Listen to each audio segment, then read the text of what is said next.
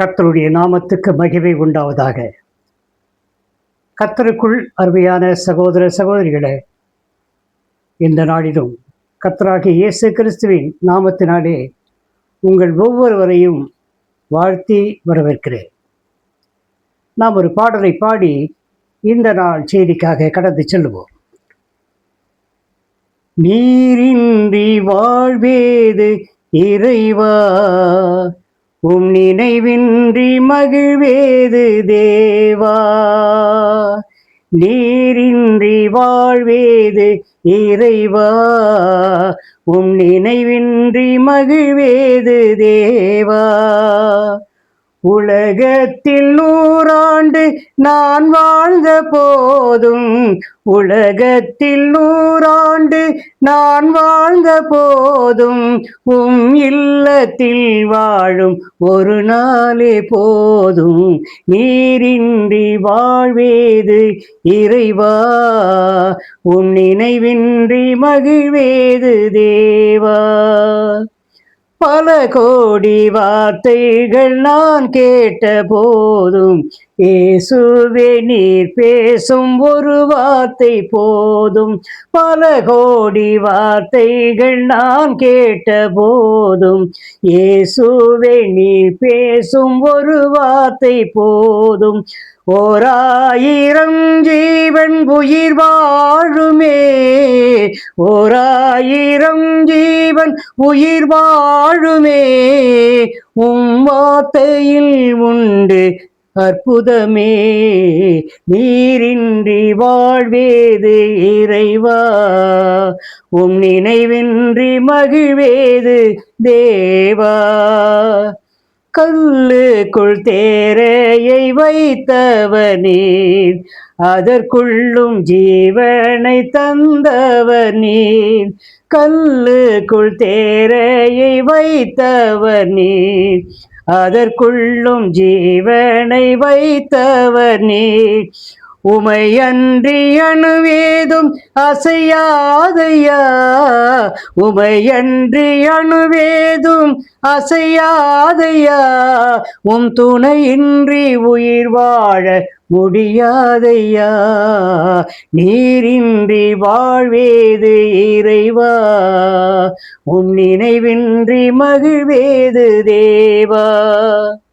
எத்தனை நன்மைகள் செய்தீரையா, அதில் எதற்கென்று நன்றி சொல்லி துதிப்பேனையா. எத்தனை நன்மைகள் செய்தீரையா, அதில் எதற்கென்று நன்றி சொல்லி துதிப்பேனையா. அத்தனையும் சொல்ல வேண்டும் என்றால், அத்தனையும் சொல்ல வேண்டும் என்றால், 1000 ஆண்டுகள் போதாதையா. நீரின்றி வாழ்வேது இறைவா, உம் நினைவின்றி மகிழ்வேது தேவா. நீரின்றி வாழ்வேது இறைவா, உம் நினைவின்றி மகிழ்வேது தேவா. ஹல்லேலூயா. கர்த்தருடைய நாமம் மகிமைப்படுவதாக. அருமையானவர்களே, இன்றைய தினம் உங்கள் மத்தியிலே நான் ஆசீர்வாதத்தை கொண்டு வருகிறேன். அருமையானவர்களே, இத்தனை நாள் கொடுத்த செய்தியை விட இந்த நாள் செய்தி உங்களுக்கு மிகவும் மிகவும் மகிழ்ச்சியாகவும் சந்தோஷமாகவும் இருக்கும் என்று நான் நம்புகிறேன். இந்த நாள் செய்தி உங்களுக்கு மிகவும் பிரயோஜனம் உள்ளதாகவும் இருக்கும். ஒவ்வொரு நாளும் நான் கொடுத்த செய்திகள் எல்லாம் உங்களுக்கு பிரயோஜனமாக இருந்துதான் இருக்கும், பிரயோஜனமாக இருந்திருக்கும். ஆனாலும் கூட இந்த நாள் செய்தி உங்களுக்கு மிகவும் மகிழ்ச்சிகரமான மகிழ்ச்சியை கொடுக்கக்கூடிய ஒரு செய்தியாக இருக்கும் என்று நான் கண்டிப்பாக நிச்சயமாக நம்புகிறேன். அருமையானவர்களே, கர்த்தரை மறவாதே, ஆசீர்வதிக்கப்படுவாய். தேவனை மறவாமல் இருந்தால் நாம் ஆசீர்வதிக்கப்படுவோம். தேவனை மறவாமல் இருக்க வேண்டும் என்பதுதான் தேவனுடைய கட்டளையாய் இருக்கிறது. நாம் தேவனை மறவாமல் இருந்தால் கர்த்தர் நம்மை பல விதங்களிலும் ஆசீர்வதிக்கிறார் என்று நாம் வேதத்திலே பார்க்கிறோம்.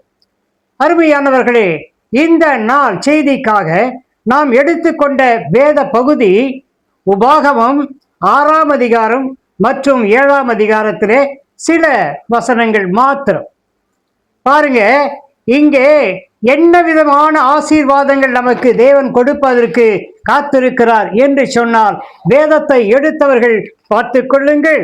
பாருங்க, 7ஆம் அதிகாரத்திலே 14ஆம் 15ஆம் வசனங்களை புரட்டி பார்க்கின்ற பொழுது அங்கே தேவன் கொடுக்கிற ஆசீர்வாதங்கள், இஸ்ரவேலருக்கு கொடுக்கிற ஆசீர்வாதங்கள், ஆவிக்குரிய இஸ்ரவேலராகிய உங்களுக்கும் எனக்கும் கொடுக்கக்கூடிய ஆசீர்வாதங்கள் என்ன என்று நீங்கள் கேள்வி கேட்பீர்களே என்று சொன்னால் இங்கே உபாகமம் 7ஆம் அதிகாரம் 14, 15 வசனங்களை நாம் வாசித்து போகலாம். சகல ஜனங்களை பார்க்கணும், நீ ஆசீர்வதிக்கப்பட்டிருப்பாய், உங்களுக்குள்ளும் உங்கள் மிருக ஜீவன்களுக்குள்ளும் ஆணிலாகிலும் பெண்ணிலாகிலும் மலடிருப்பதில்லை. இந்த இடத்திலே பார்க்கிறோம். இந்த வசனத்திலே 2 ஆசீர்வாதங்கள் இந்த வசனத்திலே நமக்கு கொடுக்கப்பட்டிருக்கிறது. முதலாவது ஆசீர்வாதம் என்னவென்று சொன்னால், சகல ஜனங்களை பார்க்கணும், நீ ஆசீர்வதிக்கப்பட்டிருப்பாய். யார் ஆசீர்வதிக்கப்பட்டிருப்பார்கள்? தேவனுடைய பிள்ளைகள், கர்த்தரை ஏற்றுக்கொண்ட பிள்ளைகள், கர்த்தரை தெய்வமாக கொண்டிருக்கிற பிள்ளைகள் ஆசீர்வதிக்கப்பட்டிருப்பார்கள் சகல ஜனங்களை காட்டிலும். அதற்கடுத்து அதே வசனத்திலே கொடுக்கப்படுகிற இன்னொரு ஆசீர்வாதம் என்னவென்று சொன்னால், உங்களுக்குள்ளும் உங்கள் மிருக ஜீவன்களுக்குள்ளும் ஆணிலாகிலும் பெண்ணிலாகிலும் மலடாய் இருப்பது இல்லை என்று சொல்லி 2வது ஆசீர்வாதத்தை ஆண்டவர் இங்கே சொல்லி இருக்கிறார். அருமையானவர்களே, அடுத்து 15ஆம் வசனத்திலே பார்க்கிறோம், சகல நோய்களையும் கர்த்தர் சகல நோய்களையும் உன்னை விட்டு விலக்குவார். இது ஒரு ஆசீர்வாதம். சகல நோய்களையும் உன்னை விட்டு விலக்குவார். உனக்கு தெரிந்திருக்கிற எகிப்தியரின் கொடிய ரோகங்கள் ஒன்றும் உன்மேல் வரப்பண்ணாமல் உன்னை பகைக்கிற யாவர் மேலும் வரப்பண்ணுவார். அல்லேலூயா. எப்படிங்க? எகிப்தியருக்கு வந்தது, பிரஜாதியானுக்கு வந்தது. தேவனை அண்டி இருக்கிறவர்கள், தேவனை நம்பி இருக்கிறவர்கள், தேவனையே தன் துணையாக கொண்டிருக்கிறவர்கள், தேவனை மட்டுமே தெய்வமாக வணங்கி கொண்டிருக்கிறவர்கள், அவர்களுக்கு அந்த எகிப்தியர் புறஜாதி மக்கள் அவர்களுக்கு வரக்கூடிய ரோகங்கள் எதுவுமே நமக்கு வராதான்.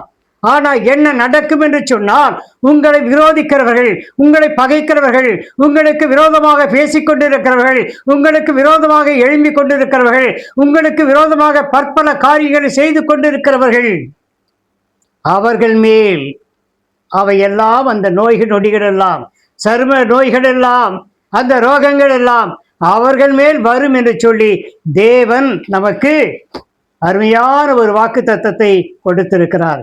இந்த வாக்கு தத்தத்தை நீங்கள் சுதந்திரித்துக் கொள்ள வேண்டுமானால், இந்த வாக்கு தத்தம் உங்கள் வாழ்க்கையிலே கிரியை செய்ய வேண்டுமானால், இந்த வாக்கு தத்தத்தை நீங்கள் உங்கள் குடும்பங்களிலே, உங்கள் பிள்ளைகளோடும், உங்கள் கணவரோடும், உங்கள் மனைவியோடும், உங்கள் இன ஜன பந்துக்களோடும் கூட எல்லோரும் சுதந்திரித்துக் கொள்ள வேண்டுமானால் நீங்கள் செய்ய வேண்டிய ஒரே ஒரு காரியம் என்ன என்று தேவன் குறிப்பிடுகிறார் என்று சொன்னால், 6ஆம் அதிகாரம் உபாகமம் 6ஆம் அதிகாரத்திலே 12ஆம் வசனத்திலே இப்படியாக சொல்லப்படுகிறது. என்ன சொல்லப்படுகிறது என்பதை வாசிப்போம். நீ அடிமைப்பட்டிருந்த வீடாகிய எகிப்து தேசத்திலிருந்து, நீ அடிமைப்பட்டிருந்த வீடாகிய எகிப்து தேசத்திலிருந்து உன்னை புறப்பட பண்ணின கர்த்தரை மறவாதபடி எச்சரிக்காரு. ஹல்லேலூயா. இதாங்க சிம்பிள். ஒரே ஒரு காரியம் ஆண்டவர் சொல்லுகிற ஒரே ஒரு கண்டிஷன், இந்த ஆசீர்வாதங்கள் எல்லாம் உனக்கு வர வேண்டும் என்று சொன்னார், சகல ஜனங்களை பார்க்கும் நீ ஆசீர்வாதமாக இருக்க வேண்டும் என்று சொன்னார், உங்களுக்குள்ளும் உங்களுடைய மிருக ஜீவன்களுக்குள்ளும் மலடாய் இருக்கக்கூடாது என்று நீங்கள் விரும்புவீர்களே, ஆனால் நீங்கள் செய்ய வேண்டிய காரியம் என்ன? கர்த்தர் சகல நோய்களையும் உங்களை விட்டு விலக்க வேண்டும் என்று சொன்னால், உங்களுக்கு தெரிந்திருக்கும் எகிப்தியரின் கொடிய ரோகங்கள் ஒன்றும் உங்களை சேதப்படுத்தக் கூடாது, உங்கள் மேல் வர பண்ணாமல் இருக்க வேண்டும் என்று சொன்னால், அவைகள் எல்லாம் உங்கள் எதிரிகளுக்கு போயிருக்க வேண்டும் என்று சொன்னால், நீங்கள் செய்ய வேண்டியது தேவனை மறவாதபடி எச்சரிக்கையாய் இருக்க வேண்டும். அருமையானவர்களே, இந்த செய்தியை கேட்டுக்கொண்டிருக்கிற ஒவ்வொருவரும் இன்றைக்கே ஒரு உறுதிப்பாடு எடுங்கள், இன்றைக்கே ஒரு தீர்மானத்தை எடுங்கள். தேவன் கொடுத்த கட்டளைகளுக்கு, தேவன் நமக்கு வழிகாட்டதாக இந்த வேதத்தின் மூலமாக கொடுத்திருக்கிற ஒவ்வொரு கட்டளையும் மீறாதபடிக்கு தேவ கட்டளைக்கு கீழ்ப்படிந்து நாம் எச்சரிக்கையாய் இருப்போமே ஆனார் இந்த உபாகமம் 7ஆம் அதிகாரம் 14, 15 வசனங்களிலே கொடுக்கப்பட்டிருக்கிற அனைத்து ஆசீர்வாதங்களும் உங்கள் குடும்பங்களிலே, உங்கள் பிள்ளைகள் இல்லங்களிலே, உங்கள் கணவர் இல்லங்களில் கணவரோடும் கூட, உங்களோடும் கூட, சகலரோடும் கூட, உங்களை சார்ந்திருக்கிற ஒவ்வொருவரோடு கூட அந்த ஆசீர்வாதங்கள் தங்கியிருக்கும் என்பதை உங்களுக்கு ஒரு செய்தியாக, ஒரு தீர்க்கதரிசன செய்தியாக உங்களுக்கு கொடுத்து உங்கள் எல்லோரையும் கர்த்தராகிய இயேசு கிறிஸ்து தனது கட்டளைகளுக்கு கீழ்ப்படிந்து நடக்க உங்களுடைய இருதயங்களை கலங்க பண்ணாமல், திகைக்க பண்ணாமல் சிறப்படுத்துவாராக. கர்த்தருடைய நாமம் மகிமைப்படட்டும். இயேசு கிறிஸ்துவின் மூலம் உங்களை ஆசீர்வதிக்கிறேன்.